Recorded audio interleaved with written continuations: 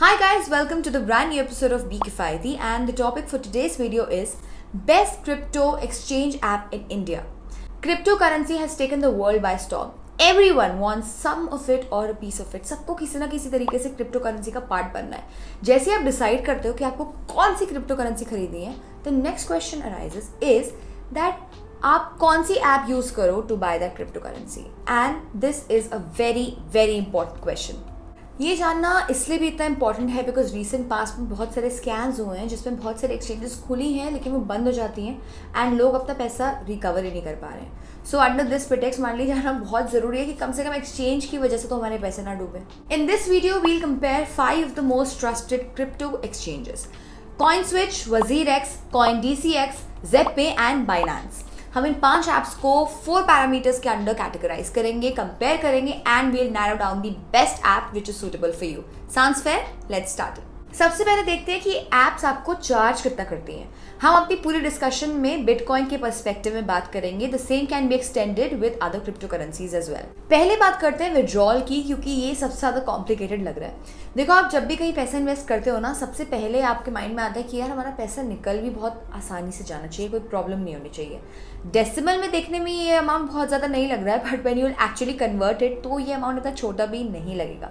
For example 0.0006 bitcoin is approximately equal to ₹1400. लेकिन ये charges इतने हाई क्यों हैं? ये चार्जेस इसलिए इतने हाई हैं क्योंकि जब भी आप किसी विड्रॉल के लिए रिक्वेस्ट डालते हो तो each request has to be accepted by a bitcoin minor.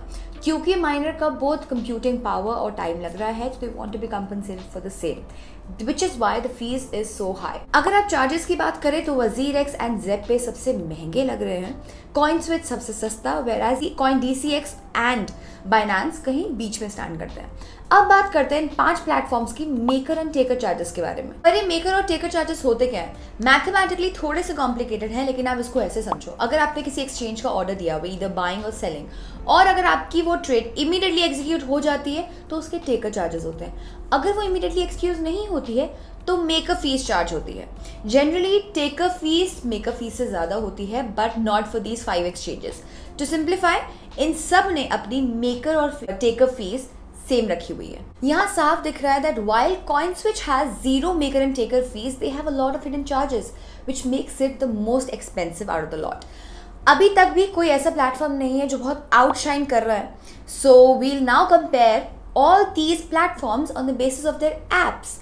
देखो यार, ट्रेडिंग ऐप ऐसी ऐप होनी चाहिए, कोई भी ऐप इनफैक्ट ऐसी होनी चाहिए जिसको आप डाउनलोड करो तो आपको इंटरफेस आपको उसको स्मूथ लगे, आपको यूज़ करने में आसानी लगे. ऐसा ना हो that you get complicated and you don't like it.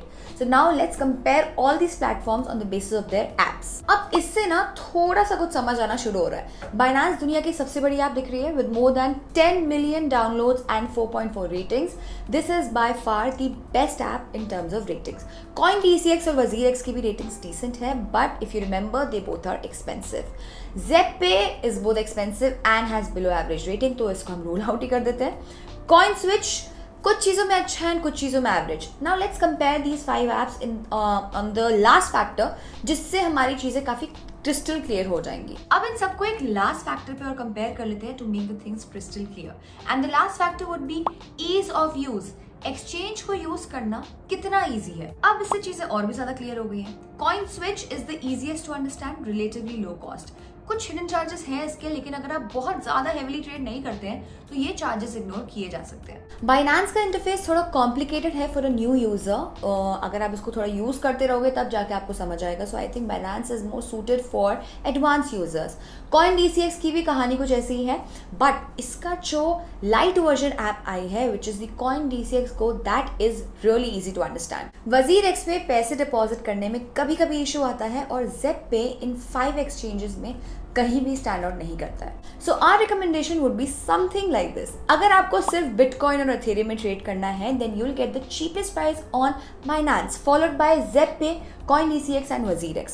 CoinSwitch में बिटकॉइन और इथेरियम के चार्जेस 5 to 10% ज्यादा होंगे Binance से. अगर आप ट्रेडिंग शुरू कर रहे हैं तो ईदर गो विद CoinSwitch और CoinDCX Go. Both have extremely easy to use interface. CoinSwitch में कुछ हिडन चार्जेस आपको लगेंगे, कॉइन DCX Go में आपको विड्रॉल एंड डिपॉजिट चार्जेस लगेंगे।